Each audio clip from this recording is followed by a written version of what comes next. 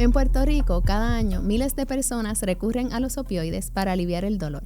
Pero estos medicamentos, que pueden ser muy efectivos, también tienen un riesgo significativo: uso problemático, adicción o trastorno por uso de opioides y sobredosis. Entre ellos, el fentanilo se ha vuelto particularmente peligroso, causando un aumento de muertes en la isla. Hoy queremos hablar de un tema delicado pero crucial: ¿cómo se usan los opioides de manera segura? ¿Qué riesgos conllevan y qué estrategias existen para prevenir el uso problemático y la adicción para salvar vidas? Bienvenidos a Conciencia, un podcast traído a ustedes por el Instituto de Salud Pública de Puerto Rico, porque la salud pública está en constante evolución y nosotros también. Esta temporada está dedicada a los profesionales de la salud y médicos primarios, quienes día a día son la primera línea de apoyo para nuestra población. Aquí conversamos con expertos, pacientes e invitados especiales sobre cómo vivir mejor con condiciones crónicas y temas de salud mental, derribando mitos y acercándonos a la información provista por expertos. Para hablar de esto nos acompaña el doctor Andrés Calvo Díaz, médico especialista en medicina interna y subespecialista en medicina de adicción. También es el director del programa de adicciones de la Universidad Central del Caribe, quien nos ayudará a entender los riesgos, las señales de alerta y las estrategias de prevención y manejo. Bienvenido, doctor Calvo. Saludos, muchas gracias, doctora, por la invitación. Bueno, pues vamos a empezar por lo básico. ¿Qué son los opioides y por qué se han convertido en un problema de salud pública tan significativo en Puerto Rico? Pues primero, poner en perspectiva qué son los opioides. Son una clase de sustancias. Puede ser medicamento, también pueden ser sustancias ilegales, pueden ser naturales y también pueden ser sustancias que son creadas sintéticamente, ¿verdad? Como el famoso fentanilo. En concepto de medicamentos, llevamos tratando manejos médicos desde el dolor, ansiedad, hasta la depresión desde hace más de 150 años y posiblemente miles de años desde que se empezó a utilizar el opio, que es una flor que sale, que técnicamente donde están los pétalos y eso, uno puede utilizarlo, y desde hace 3.000 años ya todos esos países que son indoarábicos utilizaban eso en medicina, como decimos nosotros, natural o en la parte religiosa, ¿verdad? Y tiene un concepto de que causa un placer, esa clase de placer, quita el dolor, quita la ansiedad y maneja diferentes síntomas en el cuerpo humano desde esa parte. Ya en la medicina moderna, pues los opioides prescritos, que son diferentes medicamentos, pues se utilizan mayormente para el dolor, ¿no? Y desde ahí comenzamos con esto. Y el incremento que ha traído este problema, como nosotros trabajamos, esta epidemia de muerte, lamentablemente, y de adicciones, viene desde los 80 a los 90 con la sobreprescripción de opioides para diferentes tipos de, bueno, en Puerto Rico sería los achaques o problemas de la salud, como el dolor y dolores básicos, que normalmente no se deben trabajar con opioides, y empezaron los médicos a medicar opioides para ese tipo de dolores. Y en Estados Unidos, pues la sobremedicación o el uso inadecuado de opioides a nivel médico llevó a una gran población americana de Estados Unidos, incluyendo Puerto Rico, a tener algún tipo de uso inadecuado o un trastorno por uso de opioides, ¿no? Luego de eso, ya hablando del 2008-2013, cuando ahí las regulaciones federales llegan y empezamos a hablar de lo que sería ¿verdad? Todo el FDA y el DEA, empezar a controlar mejor los medicamentos y a limitar la manera que los médicos podemos utilizar los opioides, pues mucho de este mercado pues, pasa a la parte ilegal, y ahí crece el consumo de heroína y después la sustitución de la heroína por el fentanilo, porque es un producto sintético más fácil de conseguir. Es lo que lamentablemente tenemos ahora mismo en la población y en la calle, como decimos nosotros, o en el mundo del narcotráfico o el uso ilegal de sustancias, pues está el fentanilo. Y en ese caso, ¿por qué es tan peligroso el fentanilo en particular y por qué causa tantas muertes? Pues el fentanilo, la peligrosidad del fentanilo es la potencialidad, lo fuerte que puede ser en el cuerpo humano comparado a otro opioide.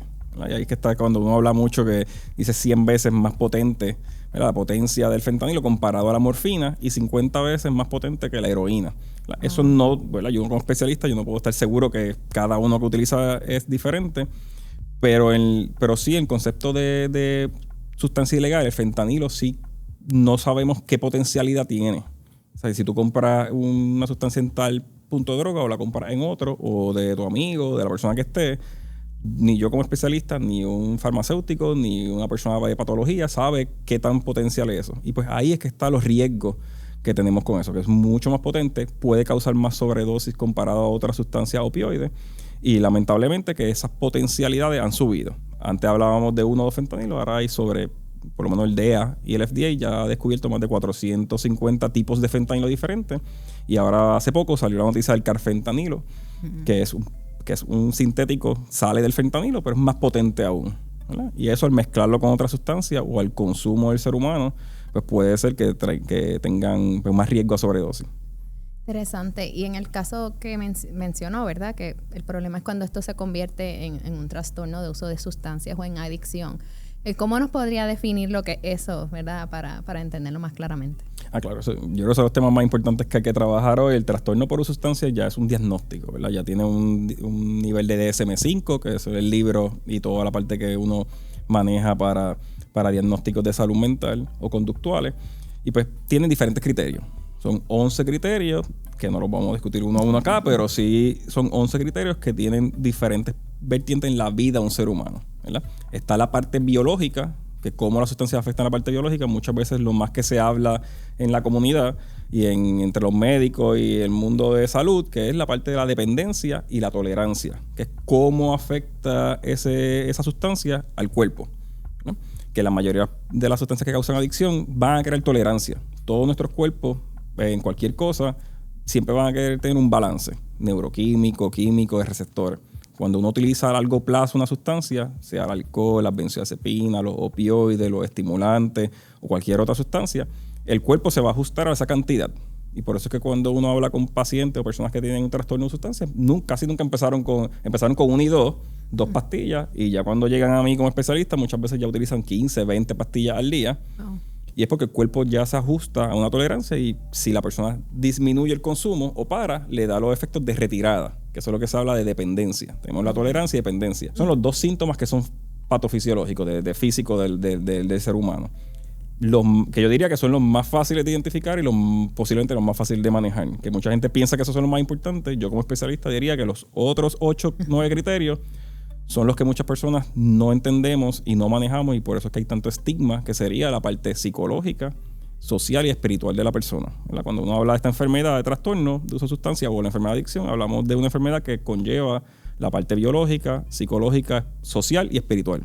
Los síntomas sociales pues son los que casi siempre vemos y que hay muchos estigmas: pérdida de trabajo, pérdida del concepto social de vida, las amistades, la familia, todas las relaciones interpersonales. En la parte psicológica vemos la parte de que esa compulsividad en lo que la gente piensa en la adicción, que es que esa persona no puede parar de pensar en consumir. Los cravings, lo que son los deseos. En español la palabra sería insidia, pero muchas personas no entienden esa palabra. O sea, la palabra más fácil es cravings o deseo. En la calle, un poquito más en el mundo, pues le dicen las líneas, que esa palabra viene de líneas de pensamiento, de líneas de ideas que vas a consumir, ¿verdad?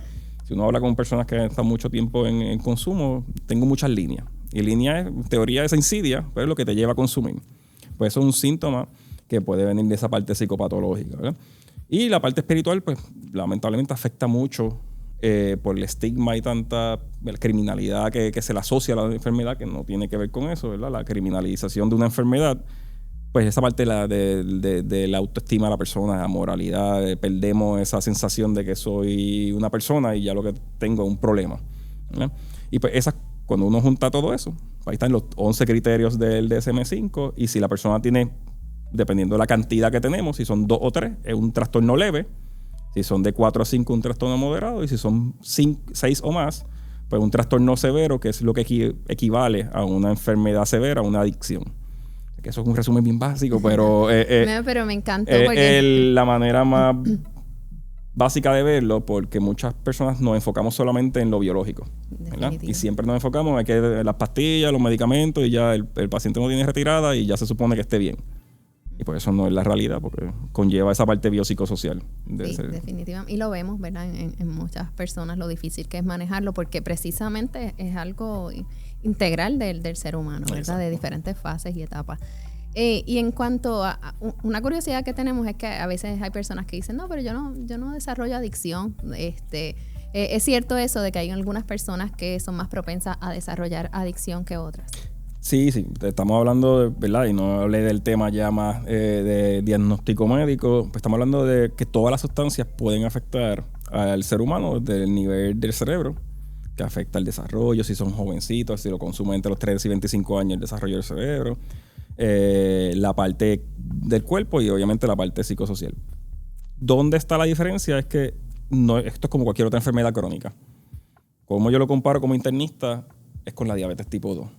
¿Verdad? Si un joven a temprana edad tiene buena ingesta de comida, buena nutricional, tiene una buena educación nutricional, no tenemos una obesidad a temprana edad, hacemos ejercicio, toda esta parte posiblemente, aunque tenga riesgo de desarrollar un trastorno de una enfermedad de diabetes tipo 2, como su papá o su mamá o su abuelo, si tiene esa buena nutrición y esa parte de evitar la obesidad y toda esa parte de la educación, posiblemente esa persona no va a desarrollar diabetes tipo 2 a su mayoría de edad o hasta que técnicamente tenga un problema ya más genético que lo lleve.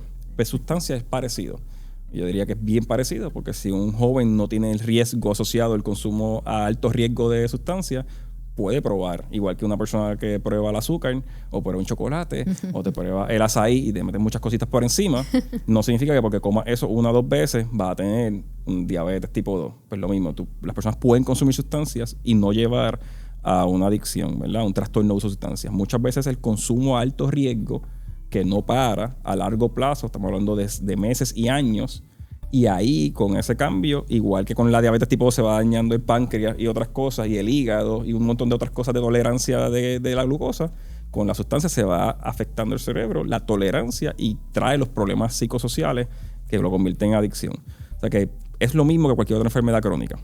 Es igual la hipertensión, igual el colesterol, igual todas esas cosas que si tú sigues con un estilo de vida que te tira riesgo, pues puedes tener una enfermedad crónica. Pues en adicciones, si la persona consume sustancias y viendo que le puede traer un problema, no cambia su rutina o no cambia su vida, puede llevar a traer una enfermedad moderada o severa. Eso es la parte social, biológica. También está la genética. Pero cuando se habla de genética, hablamos de epigenética, que es lo que se habla ahora en la medicina moderna. Ya no estamos hablando de genética de XY y esas cositas y de que heredé, sino de epigenética, que es cómo tu vida, tu estilo de vida o tus experiencias de vida cambian el formato en que tu DNA se desarrolla en tu cuerpo, ¿verdad? El otro ejemplo que yo le digo a muchos jóvenes es: mi familia tiene muchos problemas de cáncer de piel. Mi abuela tiene, mi tío tiene, mi papá posiblemente tiene, ¿verdad? Tenemos mucho. Yo desde que soy chiquito, yo no he estado tan expuesto al sol porque primero estudié medicina, me quedé encerrado y ahora trabajo en un hospital y yo no cojo el sol. Pero mi abuela, toda su vida, y mi abuelo vivieron en el campo y todo el tiempo estaban en el sol y eso. Como yo no estoy expuesto, yo tengo un riesgo de tener cáncer de piel, pero al no tener expuesto, pues mi genética ¿verdad? No llega a tener eso. Pues personas que tienen genética que los predispone a adicciones, no necesariamente van a tener adicción porque sí, sino tienen que tener el riesgo asociado para desarrollarlo. O sea, que no porque mamá y papá tienen adicción, el niño o el hijo o la hija va a tener adicción. O sea, que ahí que tenemos la parte de la prevención, de que si sabemos que hay un riesgo, pues ese joven tiene más riesgo, pero la prevención lo ayudaría a no tener una adicción. Y en Puerto Rico, ¿cuáles son los opioides que más comúnmente se prescriben y que son de mayor riesgo? Pues en Puerto Rico, peculiarmente, el opioide que más se prescribe es la Percocet, ¿verdad? Que eso es oxicodona con acetaminofén. Fuera de eso está el Demerol, está meperidin, que es un tipo de opioide, está la oxicodona sola, ¿verdad? Que en Estados Unidos se conoce como Oxy.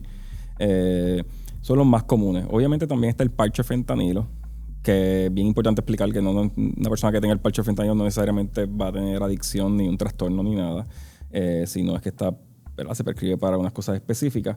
Pero yo diría que el más común es el tramadol también, que es uno de los más comunes, que se prescribe mucho en salas de emergencia, salas de urgencia por problemas agudos. Y eso, tramadol y Percocet, yo entendería estadísticamente que son los más prescritos. Y para los médicos primarios que nos escuchan, ¿qué recomendaciones le podría hacer cuando esté haciendo prescripciones de este tipo de medicamentos? Yo creo que lo más importante es primero verificar por qué estamos utilizando el opioide de primera vez, ¿verdad? Muchas veces el manejo de dolor agudo y crónico, a menos que no sea un dolor agudo severo, los opioides son la última opción de medicamento. No porque sean malos, porque son excelentes medicamentos, son los mejores medicamentos que hay para el manejo de dolor, pero no todo dolor justifica un manejo tan agresivo. Esto es como si fuesen los antibióticos, ¿no? No le vamos a dar los antibióticos más fuertes para una infección leve. Pues lo mismo, manejamos dolor con, ¿verdad? Los primeros son los antiinflamatorios, como el ibuprofen, el acetaminofén también se utiliza mucho para el dolor, otros medicamentos para el dolor que son los antiinflamatorios, y se maneja eso primero. Luego de esto, si el paciente tiene un dolor moderado o severo, que hay unas guías, ¿verdad? Están las guías del CDC, están las guías de la Asociación Americana de Dolor, que todas están disponibles, las pueden buscar en Google, ¿verdad? Eso es parte de lo que podemos hacer como médicos, educarnos en eso. Pero técnicamente buscar otras opciones, que hay muchas otras opciones antes que un opioide. Si el paciente tiene un dolor agudo severo, una fractura, una cirugía, un dolor abdominal severo que hay que manejarlo quirúrgicamente en un hospital, pues se le da el manejo de opioides, pero las guías médicas te dicen que después de que tú empiezas con opioides, en las próximas semanas o 2 semanas, tienes que ir bajando y conseguir otra opción de tratamiento de dolor, ¿verdad? Eso es lo más básico a nivel primario. Ya después, dolores más severos o crónicos, pues ya necesitan especialistas de dolor. Que cuando un médico ya llega hasta ese nivel, pues lo importante es referir a un especialista de dolor o a un anestesiólogo para que maneje eso a largo plazo. ¿Y cuán importante es la orientación a los pacientes? Y lo digo también porque en mi experiencia personal he tenido familiares que a veces le han recetado estos medicamentos y uno no los conoce. Inclusive yo que estoy en el ambiente de salud, no necesariamente conozco que el tramadol, por ejemplo, es un opioide, ¿verdad? No es algo que yo pueda saber por simplemente escuchar el nombre del medicamento. Y me he dado cuenta que a veces uno recibe la receta, pero no sabe ni siquiera que es un opioide. ¿Qué recomendaciones tienen en ese sentido? Definitivamente, ahí nos toca a nosotros. Yo diría que a los médicos nos toca educar. Y si no lo hacen, también están los farmacéuticos, ¿verdad? En Puerto Rico no hay tanta esa práctica, pero es una práctica que sí, es una práctica que se hace mucho en otros países, en Estados Unidos, que el farmacéutico educa al paciente cuando se le da el medicamento como opioide, benzodiazepina, para prevención. Yo diría el primer trabajo del médico. Todo médico, cada receta que te da, y si el médico no te da la recomendación, que el paciente lo exija, ¿verdad? Aunque te den vitamina, dime que funciona esto. Yo soy así, ¿verdad? El médico está para educar, no solamente para prescribir y dar pastillas, ¿verdad? Pero yo creo que esa parte es bien importante, que el paciente se sienta con ese derecho o que de verdad puede exigir educación. Los opioides, lo más importante es entender por qué estamos utilizándolos, las dosificaciones, la cantidad y el tiempo, ¿verdad? Si no sabemos eso, hay que preguntar. Si el familiar de usted no sabe eso, pues hay que preguntar, ¿verdad? Para que haga esa pregunta a la persona ideal, si es la farmacéutica o si es los médicos. Adicional a eso, se supone que tenga unas limitaciones en uso. Mencionaste algo que me trae ahora, que no lo menciono ahorita. En Estados Unidos, en Puerto Rico no tenemos tanto esas estadísticas, pero en Estados Unidos casi el 46% de las personas que han consumido opioides por primera vez se los dio un familiar o un conocido, un allegado, lo que dicen una persona que está alrededor de su círculo social. No son los médicos, solo los médicos son el 35%, un 5% hay otra manera y lo otro es ilegal, ¿verdad? Pero la mayoría de esa primera vez es posiblemente ese familiar que te dice, ay, ¿tienes ese dolorcito de espalda? Ay, coge esta Percocet, que ahí me la dieron para otra cosa y ahí funciona. Y uno piensa que es como una Panadol. Igual pasa con las benzodiazepinas, ¿verdad? Tienes un poquito de ansiedad y coge esta clonopin que a mí me ayuda. O esta clonazepam, ¿verdad? O la Ativan, que esto me ayuda a mí, a ti te va a ayudar también. El casi 50% de esos medicamentos mal utilizados comienzan con la familia o las personas allegadas. O sea que eso es algo bien importante también. No le prescribo a usted, si no es médico, a un familiar, a menos que venga una evaluación médica. Y muchas veces llegan ya pidiéndole al médico, mira, esto me funciona, dame el Toradol, dame la Percocet. El médico también tiene su trabajo de ser médico primario y evaluar y saber qué podemos prescribir y qué no.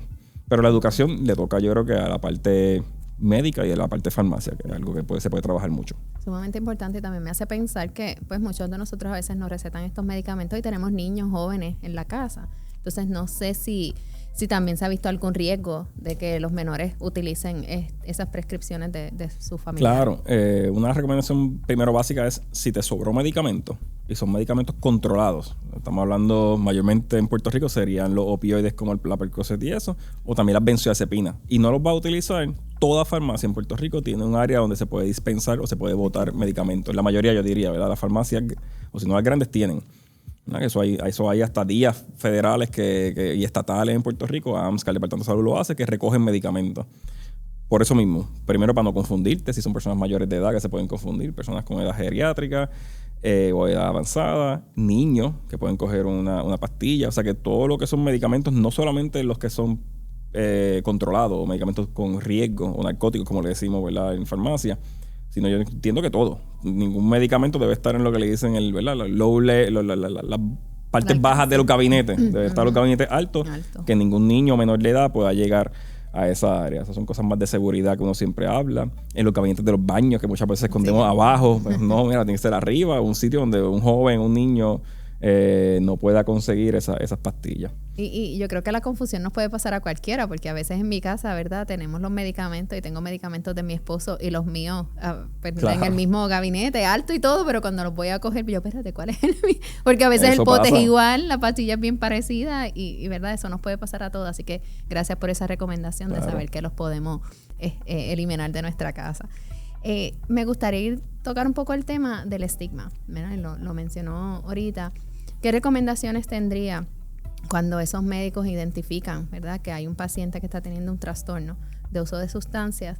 ¿Cómo abordarlo, cómo atenderlo para que desde el principio no ocurra ese estigma a estos pacientes? Primero es que todo, ¿verdad? Y eso es parte que tenemos que reeducar mucho a la práctica médica y no solamente a los médicos, yo creo a todos los profesionales de la salud y personas que están allegadas a los profesionales de la salud, a que esto es una enfermedad crónica, que esto es una enfermedad como muchas otras enfermedades crónicas. Y que esto no fue un antojo, que esto no es un problema social, que esto no es que la persona sea criminal, esto no es que la persona sea, ¿verdad?, un adicto, un tecato, ¿verdad? Estas palabras que utilizamos a diario que no deberíamos utilizar. Pero lo más importante es que el profesional de la salud, ese médico, no utilice esas connotaciones verbales estigmatizantes y que vea a la persona como cualquier otro paciente, como cualquier otra persona. Llegó ahí, tiene sus problemáticas en la vida y tenemos que trabajarlo. Y no cerrar puertas. No porque yo no sea especialista de adicciones, yo no voy a ver eso, ¿verdad? Yo muchas veces hablo de esto como internista. Es como si me llega un paciente con problemas de la tiroides y yo solamente manejo diabetes tipo 2, no tiroides. No, yo soy internista, yo estoy ahí para manejar todas las enfermedades primarias, ¿verdad? Igual los médicos primarios están ahí para hacer ese primer enlace y eso. O sea, que primero hablarles, no estigmatizar por algo que uno ve, vestimenta, la manera que hablan, si tienen cualquier tipo de problema social. Pues no verlo, sino ver una enfermedad crónica, ¿verdad? Eso es lo más básico. Lo otro es la educación, ¿verdad? Tenemos una educación que lleva 70 años criminalizando una enfermedad, ¿verdad? Tenemos un sistema que criminaliza una enfermedad crónica y pues muchos de los médicos que tenemos nosotros se han criado en esos últimos 30, 40 años con ese sistema, ¿verdad? O sea, tenemos un sistema médico, social, de cobertura que criminaliza una enfermedad. Eso ha cambiado en los últimos 15, 20 años y entender que hace 25 años no se entendía igual la enfermedad de adicción. Ahora entendemos cómo cambia el cerebro, cómo afecta esa área prefrontal, la amígdala, el hipocampo, todas esas partes del cerebro que tienen que ver con la conducta, que tienen que ver con la manera de tomar decisiones y entender que eso es parte de la enfermedad. Cuando los médicos entienden esto y los profesionales de la salud, pues ya uno tiene como que, ok, esto es algo. Pero muchas veces la educación que nos llevamos teniendo en los últimos 70 años en medicina, y hasta yo tenía los psicólogos, yo creo que todo el conglomerado de profesionales de la salud, es que esto es un problema moral, que esto es un problema social, que esto se lo buscó, que esto es culpa de él, que las drogas son malas, que todo es malo y que esa persona es mala a raíz de que todo es malo, ¿verdad? Y así es que ven. Y en vez de sacarlo y solamente no, esto tienes que verte con la clínica de adicciones, pues mira, tú abres las puertas que si ese paciente tiene un problema en el hígado, maneja el hígado. Y refiere al paciente al especialista de adicciones o a la clínica de adicciones, pero no le cierren las puertas a esos pacientes que pueden tener ayuda. No porque una persona no sepa de adicciones, no porque un médico no sepa cómo manejar adicciones, no puede manejar otras complicaciones de la vida, ¿no? Igual que un psicólogo puede trabajar quizás unos traumas, trabajarle la depresión y la ansiedad y ayudarle un poquito a que disminuya. O sea que ese concepto de verlo como cualquier otra enfermedad crónica que afecta a ese ser humano en el concepto biopsicosocial, y no estigmatizar por lo que nos hemos entrenado en los últimos 60, 70 años en nuestro, ¿verdad?, en lo que es la educación. Ahorita hablaba de la parte espiritual, ¿verdad? Y conectando con este tema del estigma, ¿cómo afecta el que estos pacientes sufran de estigma, esa parte espiritual también, ese elemento completo del ser humano? Pues, creo que tiene que ver con, como le estaba hablando ahora mismo, de la parte de toda esta parte de, digamos, 70, 80 años criminalizando una enfermedad o viendo mal o tirando culpa a la persona que tiene la enfermedad y no a otras cosas que llevan a esa enfermedad. Pues creo que tiene que ver con eso. Muchas de las personas ven a las personas que tienen un trastorno de sustancias como si fuese un fallo en la vida, como si fuese un problema en la vida. No lo ven como una enfermedad. Y esto yo lo compararía con, ¿verdad?, con trastornos como la obesidad, ¿verdad? Cuando uno está hablando de obesidad, las categorías, las clase 3, que ya tienen unas complicaciones médicas, que esa persona posiblemente realmente, aunque trate de rebajar, no puede, trate de parar de comer, no puede, ¿verdad? Y esto ya lo vemos como algo que lo que es una enfermedad crónica y buscamos esa ayuda, pero no lo criminalizamos, no le echamos la culpa, no lo tiramos por abajo, no, esa persona no es un failure, ¿verdad? No es una cosa mala, está por abajo de la sociedad. En adicciones sí lo vemos así como sociedad, ¿verdad? Y esa es la parte que hay que educar no solamente a los médicos y a los profesionales de la salud, sino a toda la sociedad, que esto es parte de una enfermedad crónica. ¿Y qué pasa? Y que no es solamente lo moral, no solamente es que perdiste todo y ya no vales como persona, sino es que tiene una enfermedad que te llevó a eso y que esa persona pues, se puede recuperar, que es igual que cualquiera. Y dentro de la espiritualidad también tenemos que entender que vivimos en una sociedad que 90 o más del 90% pues somos cristianos, ¿verdad? Y viene de esa parte, que también está toda esta parte de la religiosidad dentro de la enfermedad. Y como concepto psicosocial o concepto psicopatológico o biológico, pues la espiritualidad no necesariamente tiene que ver con religión, pero la religión sí puede ayudar a la espiritualidad. Pero tú puedes tener personas que no sean religiosas bien espirituales. O sea, que no podemos empujar a un paciente solamente a la parte religiosa, sino es como buscamos que esa persona busque, mejore su autoestima, su moral, no se sienta como si fuese culpable, no se sienta como si fuese la razón de que todo se ha dañado en su vida. Y cuando uno trabaja eso en la parte psicopatológica, ayuda mucho a la persona a poder especialmente hacer cambios en su estilo de vida para mejorar y llegar a una recuperación. Que lo vemos en todas las demás enfermedades. Uno quiere que un paciente con diabetes tipo 2, con obesidad, con problemas de depresión mayor severa, ansiedad generalizada severa, queremos que esa persona se sienta que puede hacer los cambios en esa parte y no sea su culpable de sus cosas, para que pueda hacer las cosas, mejores cambios en su vida y mejorar su calidad de vida, que eso es lo que queremos siempre con... O sea, que es bien importante manejar la enfermedad en un concepto biopsicosocial y espiritual, y no solamente en sus diferentes cositas aparte. Y es bien importante ir por esa línea de la recuperación, ¿verdad? Porque la recuperación para pacientes que sufren de trastornos de uso de sustancias es posible. Y está hablando de cómo esa parte espiritual es un factor bien importante. ¿Qué otros factores son importantes para la recuperación? Verlo como ¿verdad? Como paso a paso. O sea, esta cosa de que paraste de usar la sustancia y ya con eso se curó la persona, eso no existe. Y eso nunca es la solución, ¿verdad? Yo soy director de un detox, de un centro de manejo de retirada. Estar 5, 7, 10 días, 21 días en un centro no va a curar una enfermedad crónica. No va a manejar una enfermedad crónica. Igual que los hospitales psiquiátricos ni los hospitales primarios no curan o no te quitan la enfermedad de salud mental ni tampoco la salud primaria. Exacto. Te ayudan a estabilizar esa parte aguda, a que tú puedas salir de ahí a buscar ayuda en diferentes servicios biopsicosociales para recuperarte, ¿verdad? O para mejorar tu calidad de vida. El otro concepto de recuperación es que no tiene necesariamente que ser abstinencia. No es que la persona paró de todo en cero, sino es que un joven o una joven que consumía 10 bolsas de fentanilo, ahora está consumiendo 2. Eso es como si una persona pesara 250 libras, ahora pesa 180, tiene que llegar a 140. Exacto. Pero si pesa 180 la aplaudimos, ¿verdad? Pero si la persona usa 2 bolsas y antes usaba 10, lo tiramos y lo sacamos de las clínicas, lo botamos. Malo, lo seguimos rechazando. Exacto. ¿Verdad? Pero la persona ya de 10 paró a 2. O si usaba 3 sustancias, ahora usa 1. Pues mira, ahora paró de usar cocaína, opioides, todavía está usando alcohol. Tenemos que trabajar con el alcohol, pero no verlo como un fallo, verlo como, mira, estás mejorando. Igual que la persona que tiene la presión en 180, ahora la tiene en 140, yo la aplaudo como internista. Exacto. La quiero en 120. La tiene que rebajar 10 libras más, pero no lo boto de mi clínica, no lo saco de un centro, no lo boto de algún sitio, no lo vuelvo a meter a la cárcel, cosas así que pasan en adicciones, ¿verdad? O sea que ese concepto de recuperación no es un total, no es un 100 o 0. En adicciones llevamos tratándolo como un 100 o 0 muchísimos años. O la persona se recupera 100% o está mal. Eso es la única enfermedad crónica que se maneja así, es la adicción. Si uno lo compara con depresión mayor, tú tienes una persona que antes no se levantaba a bañarse, o no se levantaba a comer, o no se quería levantar de la cama, y ahora empezó a bañarse un poquito, a empezar a comer, a hacer ejercicio una vez a la semana. Yo quiero que lo haga 5, pero se lo aplaudimos y seguimos, y nosotros como médicos, psiquiatras o psicólogos estamos felices por él, pero no dejamos de verlo, porque no me haga todo lo que yo hago, lo que yo digo.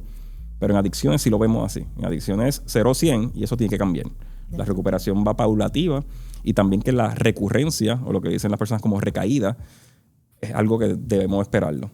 Igual que rompemos dieta, igual que rompemos medicamentos, igual que dejo de ir a mi médico y dejo de ir a mi psicólogo y a mi consejero. Muchas personas que no tienen adicción Pero una persona que tiene adicción y tiene un trastorno que sí le afecta la parte de cómo el cerebro está funcionando, a ese que sí tiene posiblemente, yo no digo excusa, pero tiene más razones de por qué faltar a una clínica. Exacto.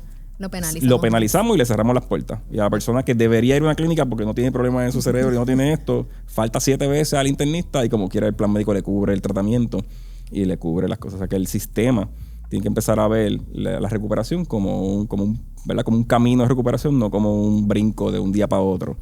Que son muchas cosas que tienen que ver con la historia de la adicción. Me parece súper curioso ese ejemplo que dio, de que si tú estás enfermo o tienes una enfermedad crónica, tienes diabetes y caes en el hospital, ¿verdad? Porque nadie espera que saliste del hospital y se te fue la diabetes, ¿sabemos? Exacto. Entonces, porque para la adicción esperamos que caíste en el hospital, te trataron en el psiquiátrico y se supone que cuando salgas estés nuevo, pues no es así, ¿verdad? Sí, la vida se te solucionó porque estuviste 7 días encerrado en un sitio, ¿verdad? Tenemos unas expectativas falsas que no tenemos con otras enfermedades. Pero tiene que ver mucho con el sistema y la educación que nos han dado por muchos años, ¿verdad? No tiene que ver tanto con la medicina ni con la ciencia, ni tampoco con la psicología ni lo social. Todo el mundo sabemos lo que hay. El sistema, lamentablemente, por muchos años ha hecho de esa manera. Y lamentablemente le vendemos eso a las familias. O sea, que la familia se frustra. Que no me hablo de la familia, pero la familia es bien importante. Exacto. El papá mamá llevaron al paciente o a la paciente a un hospital y piensan que ahí va a salir perfecto. Porque se lo vendemos de esa manera. Uh-huh. Y después es un failure, ¿verdad? Una falla. Y eso sigue afectando la parte espiritual y moral de la persona, ¿verdad? Seguimos tirando eso hacia abajo. ¿Y qué tratamientos o opciones hay ahora mismo que se estén utilizando para tratar la adicción? Claro, bien importante lo mismo, nivel biopsicosocial, pero la parte médica, ¿verdad? Bien importante, por lo menos en opioides hay 3 medicamentos aprobados, que está la metadona, que es la más que la gente sabe porque llevamos muchos años, 70, 80 años, desde los 1950 que se está aprobado 60, y tienen las clínicas de metadona, que aquí las tiene AMSCA, hay diferentes clínicas en Estados Unidos, ¿verdad? Está la buprenorfina, que es la que ahora está subiendo mucho en la parte de medicamentos porque es más segura, es un medicamento más fácil de obtener. Cualquier médico primario, no tiene que ser especialista en adicciones, cualquier médico primario que tenga licencia del DEA y del narcótico en Puerto Rico puede recetarlo. Y es un medicamento que salva mucho las vidas, un medicamento que puede manejar y evitar que la persona tenga recurrencias severas y evita los cravings, que es la Suboxone, le dicen Suboxone en la calle, ¿verdad? Buprenorfina. Y el otro es el Naltrexone, que es otro medicamento que es un bloqueador de opioides, que también en algunos pacientes específicos se puede utilizar. En otras sustancias hay muchos otros medicamentos, pero todo esto lo más importante es entender que no un medicamento te salva la vida, te puede ayudar mucho, pero tienes que manejar la parte biopsicosocial y espiritual con esa parte de medicamento, ¿verdad? Y técnicamente trabajar las 4 partes de la enfermedad conjunto. Porque si dejamos una y otra, estamos cojos. Y si yo te doy ayuda médica, pero no vas al psicólogo, pues la psicológica te lleva a la recurrencia. Si no tienes casa, pues cómo va a llegar a la verdad. O sea, si una persona sin hogar no puede llegar a una clínica. O sea que esas son las cosas que tenemos. El nivel social tenemos que trabajarlo. Y la parte espiritual también. O sea que casi ninguna funciona por sí sola. El otro, la comparación, que ahora estamos de moda con los GLP-1s, ¿verdad? Los Ozempic, el Mounjaro y estos medicamentos que son GLP-1s que están de moda. Ya sabemos que si el paciente no hace cambios de estilo de vida, cuando deja el medicamento, muchas veces rebotan en el peso. Eso sería una recaída en el peso, ¿verdad? Un concepto como si se viera en adicción y fallaste el tratamiento. No, sabemos que te ayuda a rebajar y a disminuir los riesgos que hay en obesidad, pero si la persona no cambia su nutrición, no cambia su estilo de vida, pues no va a haber una recuperación en eso a largo plazo. Pero adicción es bien parecido. Trabajamos la parte de medicamentos para ayudar a ese paciente a llegar a esa terapia, a llegar al psicólogo, a llegar al consejero, a llegar a un trabajador social, para que esté estable físicamente, que pueda hablar con una persona y mejorar su calidad de vida. Y vamos trabajando eso para llegar a una recuperación. O sea que eso es lo importante de la parte de tratamiento. Ya hemos llegado, ¿verdad?, al final de esta conversación. Así que antes de cerrar, me gustaría preguntarle si tiene alguna recomendación final o cuáles son esos últimos pensamientos con lo que quiere que se quede nuestra audiencia. Pues yo creo que, ¿verdad?, la parte médica, porque estamos hablando de esa parte médica y de servicios de salud, no cerrar las puertas a estos pacientes. No, yo como subespecialista no le voy a pedir que tengan el conocimiento que yo tengo o que sepan al nivel que yo tengo de conocimiento para trabajar con esto. Pero sí que no le cierren las puertas a los pacientes, que si el paciente llega, sean un ancla a ese tratamiento, que se sienta bien, no estigmatizarlo. Que desde que entre a esa clínica no lo miren mal, no lo saquen, no me lo aíslen en otro sitio, déjalo en el área donde pueda estar, que lo traten como un ser humano. ¿verdad? Y trabajar centrado en el paciente, ¿verdad? Lo que se dice patient-centered care, que técnicamente lo que siempre se habla es un tratamiento basado en el paciente, no en mis creencias, no en mi estigma, no en lo que hacemos porque sí, no en el papagayo, como decimos en Puerto Rico, sino es trabajar lo que necesita ese paciente. Si ese paciente necesita más servicios sociales porque no tiene hogar, pues hay que referirlo a eso. Si necesita medicamentos, pues referirlo a eso. El psicólogo también y toda esa parte social. Yo creo que no cerrar las puertas y referir. O sea, si no es médico primario, lo que tiene que hacer es referir, llevarle. Igual que referimos a un endocrinólogo, pues refiere a una clínica de adicción. Igual un psicólogo, pues trabajamos esa parte psicosocial. Nada, de nuevo, muchas gracias por Claro. esta excelente información. Muchas gracias por la invitación. Bueno, pues gracias, doctor Calvo, por esta conversación que nos recuerda que el uso de opioides es un tema complejo, pero que con prevención, educación y compasión podemos salvar vidas. Gracias a ustedes por habernos acompañado en este episodio. Este espacio es para ustedes, profesionales de la salud y comunidad que nos sigue.